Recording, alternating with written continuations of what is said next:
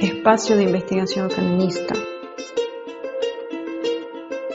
Espacio de investigación feminista. Espacio de investigación feminista. Somos mujeres luchadoras diversas que hoy, en estos duros tiempos de pandemia, pensamos juntas desde la Universidad Autónoma de Puebla. Reunimos voces para tejer hilos de sabiduría feminista. Conocimientos que nutren y desbordan la vida hoy confinada.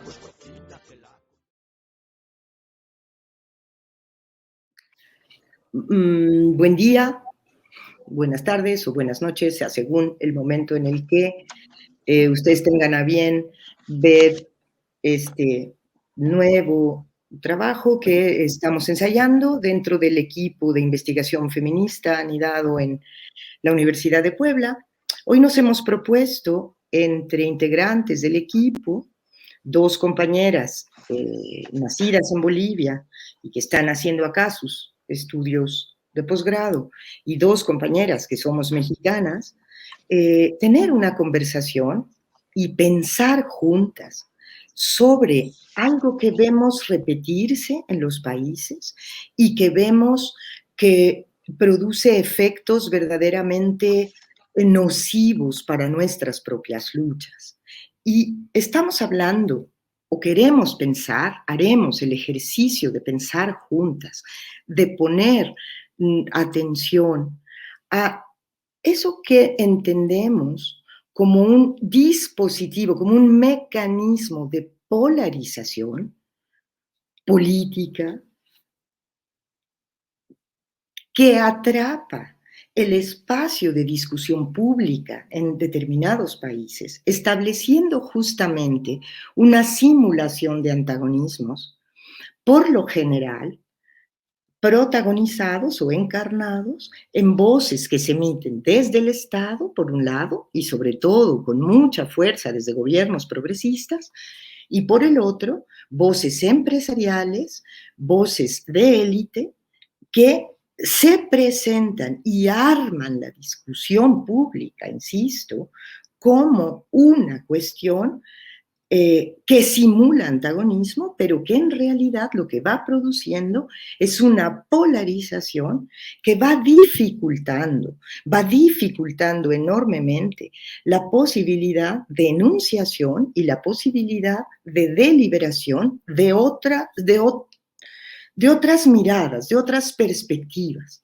En tal sentido, una, digamos, hipótesis que manejamos, porque lo hemos visto pasar en los países, y en particular yo me acuerdo mucho del año 2006 acá en México, un año tremendamente polarizado, y una diferencia. Es un año de un acumulado enorme de luchas, el 2006, pero es un año donde se impuso hacia final de año una polarización brutal. En este caso, la polarización tuvo un formato partidario, en el caso mexicano en 2006, que después resultó construyendo un terreno de gran dificultad para la continuación de los contenidos de lucha y las impugnaciones que se venían haciendo. En tal sentido, este mecanismo polarizador, este dispositivo de polarización política, lo vemos hasta cierto punto como un mecanismo de contrainsurgencia ampliada, en el sentido que le da otra colega nuestra, Dan Pole, que es estas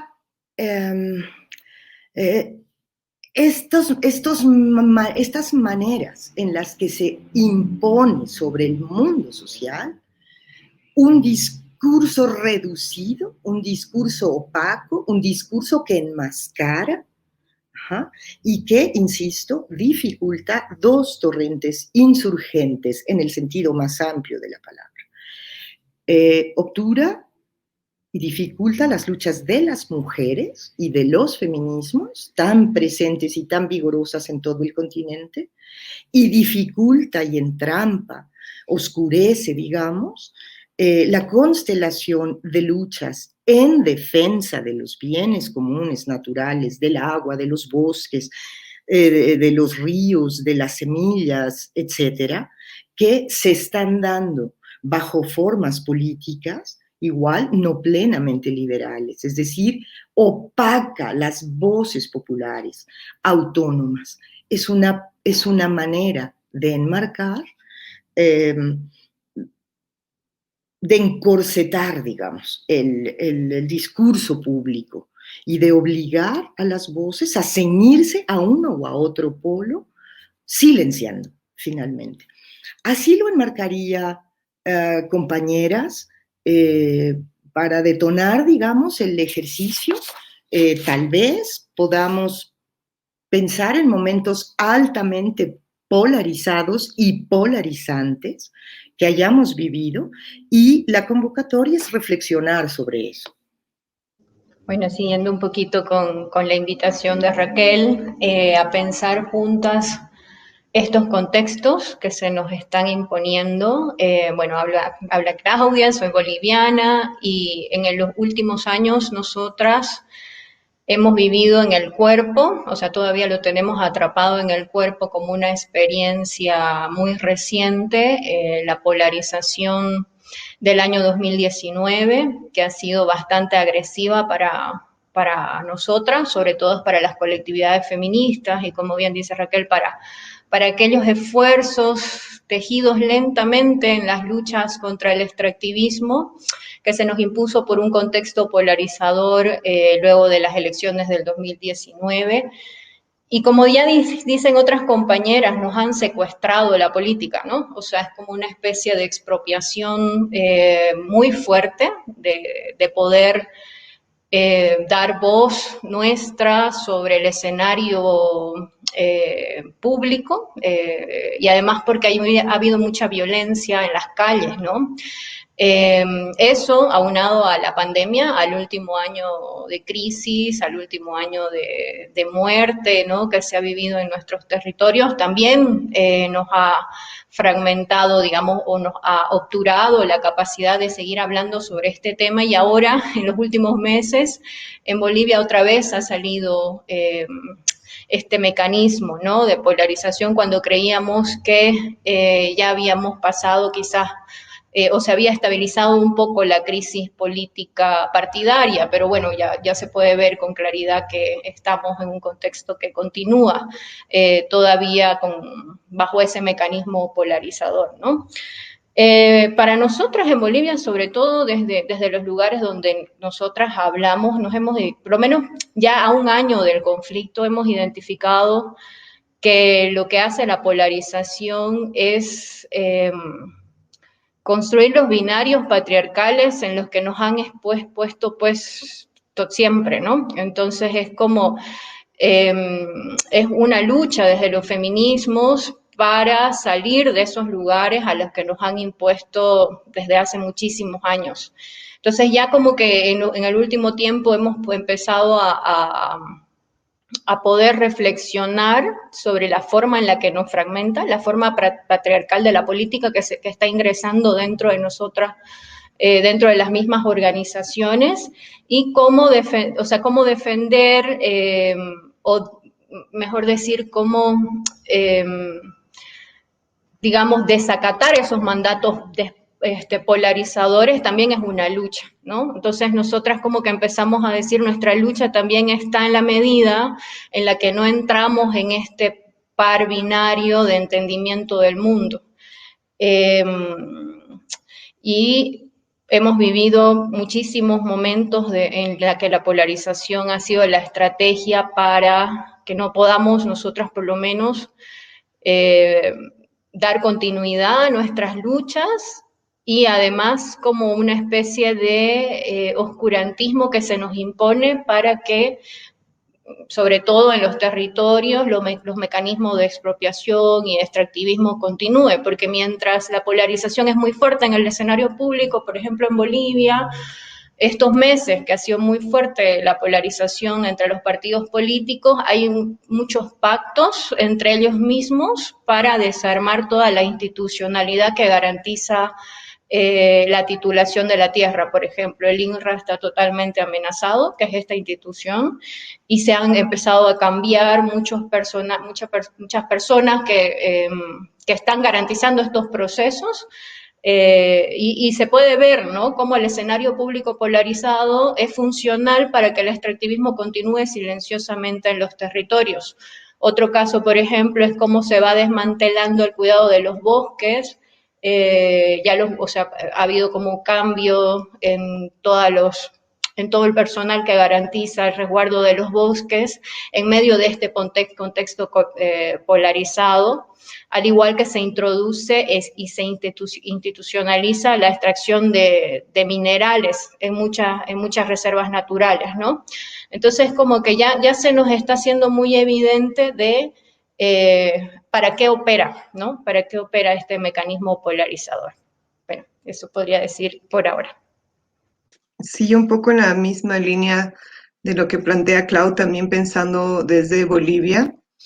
Lo que yo he venido observando y a partir de lo que hemos vivido particularmente en la crisis política del 2019 en Bolivia, es que lo que hace la polarización con sus múltiples mecanismos es amplificar ciertas voces, ¿no? O sea, amplificar voces desde los polos.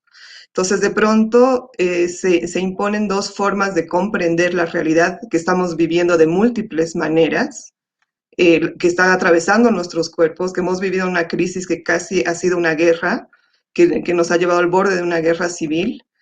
Y todo eso lo vivíamos de diferentes maneras, y sin embargo, simplemente escuchábamos dos polos diciéndonos qué es lo que estábamos viviendo, ¿no?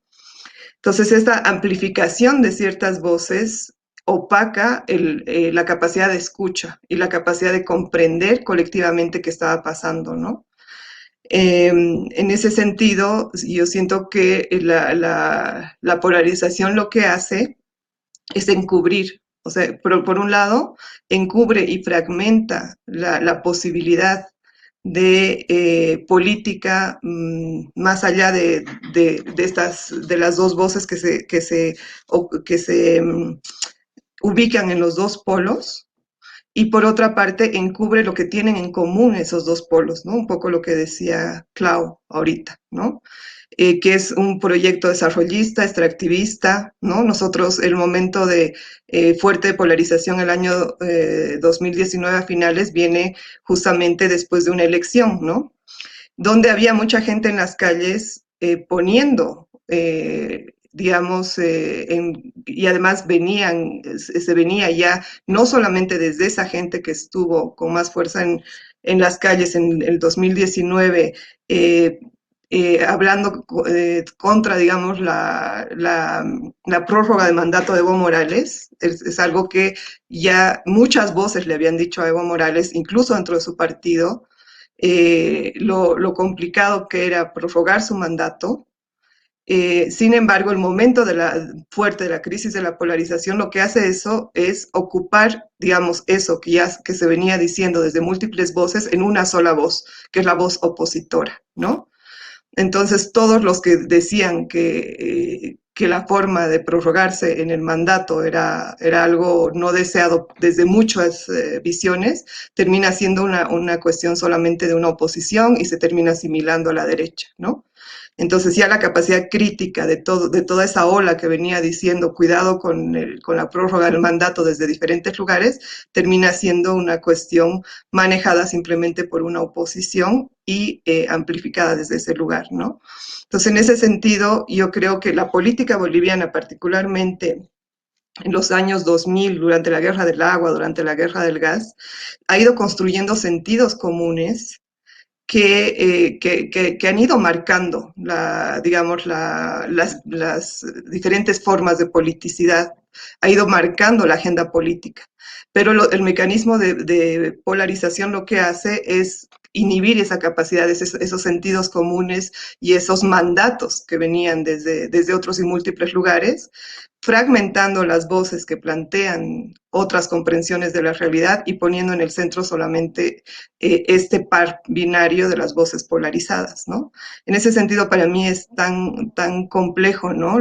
Porque lo que hace en última instancia es esconder lo que hay en común entre estas dos voces polarizadas, lo hace a través de la instrumentalización de clivajes, por ejemplo, que sí existen, que no es que no existan, pero se instrumentaliza el tema clase, se instrumentaliza el tema colonial, y además, otro de los mecanismos que se utiliza de manera muy fuerte, o sea, se desdibujan los antagonismos, ¿no? Y simplemente a través de esta instrumentalización lo que se hace es dar voz a estos dos polos que sí pueden ser exacerbando lo ideológico, además casi en una puesta en escena de lo ideológico. Entonces lo que pasa es que, por ejemplo, en ese momento, en Bolivia, en el momento actual, tenemos el juicio a la expresidenta y la única posibilidad es tomar posición diciendo si hubo golpe o no golpe, si hubo fraude o no fraude, ¿no? Y la capacidad y la necesidad que tenemos como sociedad de comprender lo que pasó en ese tiempo, de cómo se armaron los pactos, de cómo se dio la sucesión, no solamente gubernamental, pero el rol que juegan, por ejemplo, el Poder Judicial, unos fiscales que son los carceleros del gobierno de turno, pues no lo vamos a saber nunca porque simplemente se legitiman, es como un juego de los buenos y los malos entre estos dos polos, ¿no? Entonces, esa necesidad política que tenemos de comprender lo que pasó, lo que pasa por ejemplo, preguntarnos, ¿por qué siempre son mujeres las que van presas, no? Entonces, en varios momentos se ha utilizado esta polarización, digamos, en momentos de lucha fuerte entre el gobierno de Evo Morales y la oposición, con casos de corrupción o diferentes casos que han explotado y la sociedad estaba obligada a tomar posición por un lado o por el otro, y normalmente las que han ido presas casi siempre son mujeres, ¿no? Y de alguna manera extraña, por ejemplo, ahorita hay una cosa rara con Camacho, al que van a tocar pero no mucho, entonces ahí se reactualizan los pactos entre ellos y nosotras no podemos ni siquiera preguntarnos qué es lo que realmente pasó, ¿no? Entonces, para mí ese es uno de los principales problemas de la polarización, ¿no? De que simplemente nos calla, nos silencia y no nos permite comprender lo que realmente hemos vivido, ¿no? En esos momentos. Ahora que mis compañeras Claudia y Dunia nos hacen este pequeño esbozo o mirada de lo que está pasando en Bolivia sobre la polarización, pues es inevitable, ¿no? Encontrar paralelismos con sus reservas entre lo que ocurre en Bolivia y en otros países y también lo que ocurre en México. Y comentando esto y, digamos, pensando lo que está pasando aquí en territorio mexicano, como también para ir pensando, ir conversando, puntos específicos que tienen que ver con dos ideas que retomo o que me acuerdo, digamos, de María Galindo en cuanto a que ella nombraba que había una pelea de gallos, ¿no? Y en cuanto a que aquellos que nos representan nos sustituyen. Entonces, yo pensando en este tema de la polarización, específicamente con esas dos premisas, pensaba en que todas estas, digamos, toda esta efervescencia de luchas de mujeres o luchas feministas o luchas de cuerpos disidentes o, digamos, esta multiplicidad de luchas, estamos viendo que se queda enfrascada todo el tiempo en estos dos polos que mencionan mis compañeras, también acá en México, con sus características específicas, pero a mí lo que me parecía y lo que me sigue pareciendo peligroso, digamos, es que ahogan otras perspectivas, pero al mismo tiempo esta efervescencia disidente es obligada o es empujada a hablar en los términos que se están enunciando desde esos polos, porque esos polos están formando o están ciñendo, digamos, en sus terrenos, en sus lógicas, en su lógica de entendimiento de la realidad o enunciativa, qué es lo que se tiene que decir y qué es lo que se tiene que hacer para quedar reinstalados en un lugar en donde la disidencia, digamos, quede incapacitada, pues, ¿no? O quede en términos, digamos, áridos. Lo que me preocupa a mí es que no hay espacio para otros discursos, y ese espacio para otros discursos múltiples me lleva a pensar, digamos, en preguntas de cómo encontrar puntos de encuentro en este terreno en donde te empujan a un lugar y al otro, ¿no? Desde el Estado o desde voces empresariales, ¿no? Y que además estos puntos en donde te ubican o en donde se ubica la multiplicidad, es conveniente, ¿no? Como mencionaban mis compañeras, es conveniente, no es casualidad, no es una cosa o procesos o procedimientos anodinos. Sirven o funcionan para algo. También deberíamos preguntarnos, a mí me parecería prudente, preguntarnos en México para qué o de qué forma están funcionando aquí y para qué están sirviendo. Entonces, desde aquí, digamos, al anular pensarnos o pensar la disidencia o las luchas desde otros lugares, también es pertinente hacernos la pregunta de qué consecuencias está teniendo esto para las luchas diversas. Pero además tiene que ver también con que, bueno, estos mecanismos de polarización inducidas desde arriba, llamémoslo así, también están permeando, ¿no? En distintas luchas o en distintas disidencias. Y a mí me parece que tendríamos que preguntarnos, bueno, primero identificarlo, pero también cómo salimos de estos polos, ¿no? Y cómo encontramos o cómo generamos o enlazamos puntos de encuentro con la diferencia, sin ver la diferencia como algo que se tiene que anular o que se tiene que callar, ¿no? Y a mí eso me da, digamos, a pensar esta charla que tenemos hoy.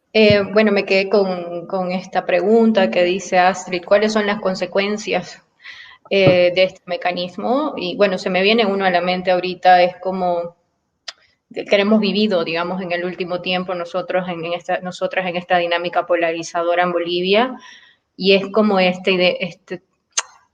idea de que no podemos poner la vida en el centro, en el espacio público para nada. O sea, se ha callado totalmente los efectos de la pandemia.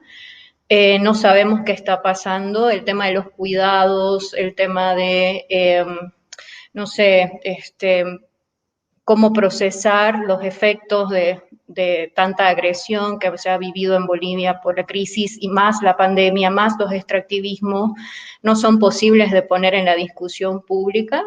Es como que se impone una política de muerte en el escenario público, ¿no? Y creo que tiene que ver con la forma de gestionar esta forma de guerra, de que ha sido como la que han adquirido los estados para gestionar cualquier crisis, ¿no? Y siguen gestionando las crisis de esa manera. Entonces, creo que una de las consecuencias más grandes que ahora estamos viviendo, digamos, en el día a día, en la cotidianidad, en los cuerpos, es que no sabemos qué va a pasar con la crisis económica, con la crisis de los cuidados, con la crisis de la salud. Y eso realmente está generando un panorama bien complejo en la sociedad boliviana, sobre todo específicamente hablando desde lo que yo conozco. Esa pregunta me quedó resonando mucho con lo que nos estabas planteando, Astrid.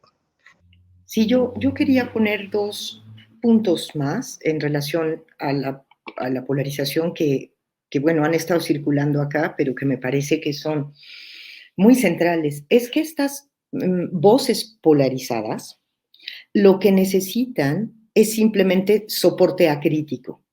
Es decir, desde las voces polares no se necesita pensamiento y por supuesto no se necesita autonomía política.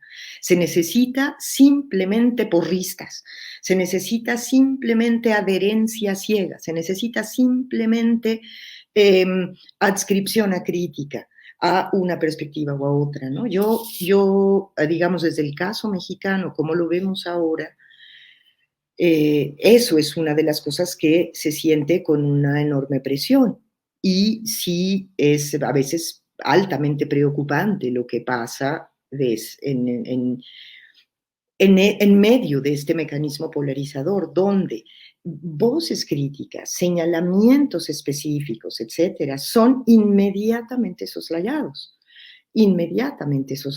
¿no? Entonces, eso que se ha hablado tanto desde el feminismo, de irnos construyendo lugares de enunciación, quizá por eso, Clau, a ti te viene la idea de que se te impone un dispositivo de muerte que ya no te permite colectivamente hablar de vida, ¿no? De hablar de poner la reproducción en el centro, etcétera, ¿no? Y eso también nos pasa acá.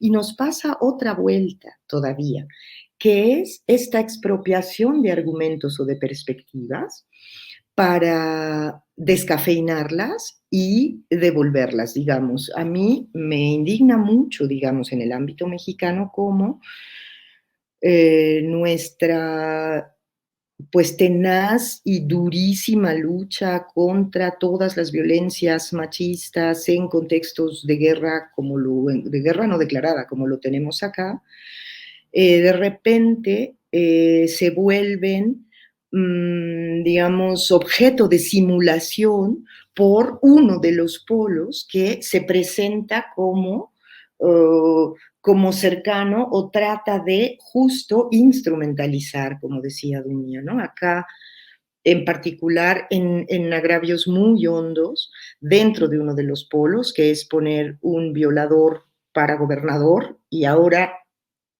digamos, el árbitro electoral, que es cercano a uno de los polos, o al menos plenamente opuesto al otro polo, aparece como dando algún tipo de respuesta, pues, para descarrilar esa candidatura, ¿no? ¿Cómo tomas posición allí, no? O sea, celebramos el descarrilamiento de la candidatura de que este señor de Salgado Macedonio, un candidato a gobernador en el estado de Guerrero, pero al mismo tiempo, ¿eso qué tanto compromete o no compromete con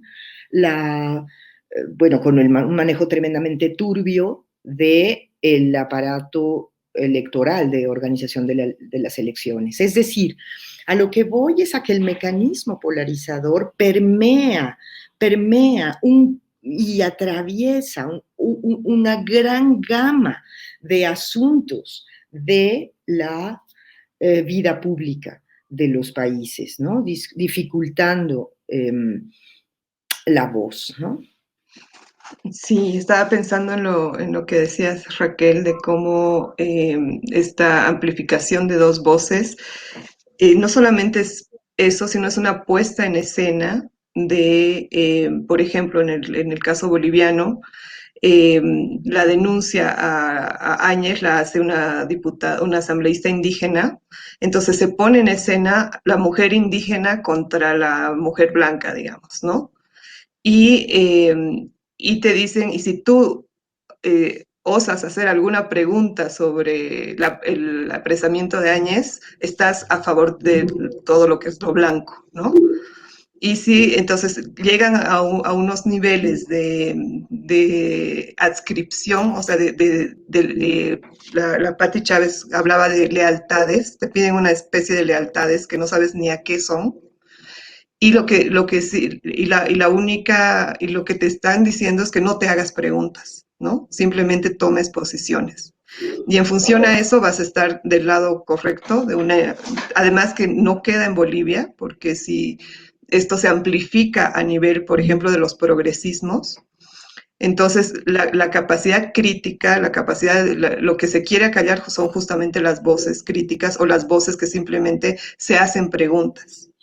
Lo otro es que ponen en el centro unos temas a los que, además de los que no puedes ni siquiera hablar, sino simplemente adscribirte a una de las posiciones, y dejan por fuera una cantidad de problemáticas que estamos viviendo, ¿no? Con algunas compañeras decíamos, no nos...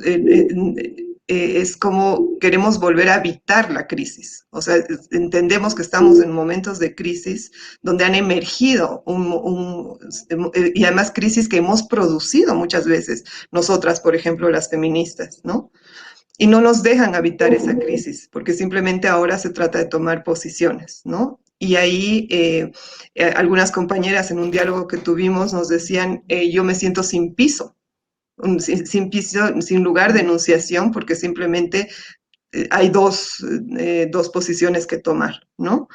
Y en ese sentido, todo lo que se viene empujando a nivel de crítica también queda como nublado, ¿no? Entonces, como tú decías, lo que se quiere en última instancia es simplemente tener adherentes, ¿no? Adherentes a posiciones que además ni siquiera son posiciones realmente ideológicas, son posiciones, son estas puestas en escena de ideologías, porque si hurgamos un poquito más, en ambos polos se están planteando las mismas políticas, están persiguiendo a los mismos actores en los territorios.